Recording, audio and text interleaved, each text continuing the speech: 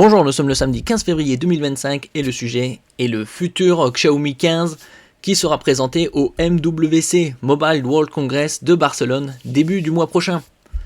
Et il sera présenté exactement le 2 mars. Ici, on verra les specs. Et en ce qui concerne le prix, il devrait être probablement dans les 1500 € comme le Xiaomi 14 qui était sorti l'année dernière. N'oubliez pas de vous abonner pour plus de news sur le monde de la high-tech ainsi que les bons plans, également sur mon Twitter et en description sous toutes mes vidéos. Vous pouvez les retrouver dans toutes mes playlists.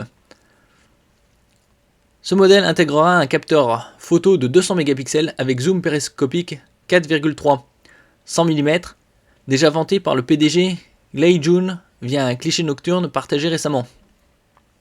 Donc 200 mégapixels, il y a Samsung entre autres qui travaille sur un capteur CCD de 500 mégapixels.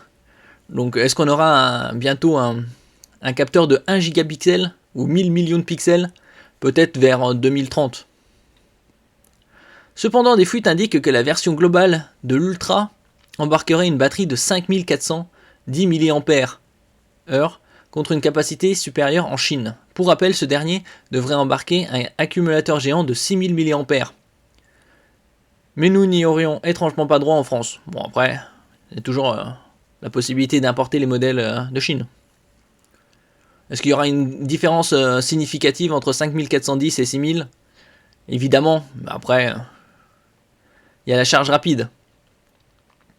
Si l'Ultra mise sur un quadruple module photo, dont un ultra grand angle et un téléobjectif x3 stabilisé, ses performances énergétiques divisent. La batterie, bien que compatible avec une charge filaire 90 watts et sans fil 80 watts, c'est assez étonnant, puisqu'en général, le sans fil est bien moins performant en termes de puissance de recharge que la charge filaire chez les concurrents. Donc là, c'est quasi identique.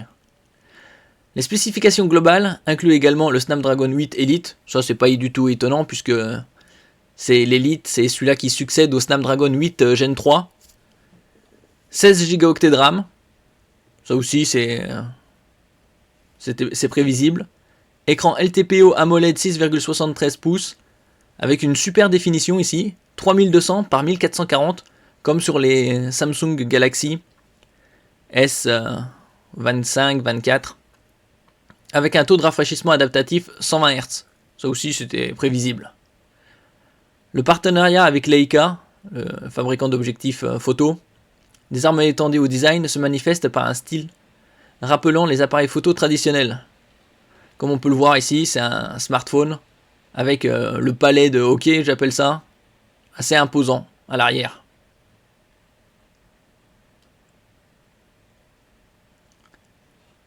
Rappelant les appareils photo traditionnels, une approche déjà explorée sur les séries 12S et 13 Ultra. Mais poussé plus loin ici. Et donc en ce qui concerne le prix, il parle de 1499 €, comme le modèle précédent. C'est possible. Ce sera au moins entre 1300 et 1500. Nous aurons les réponses d'ici à peu près 2 semaines. Merci pour votre écoute et à la prochaine.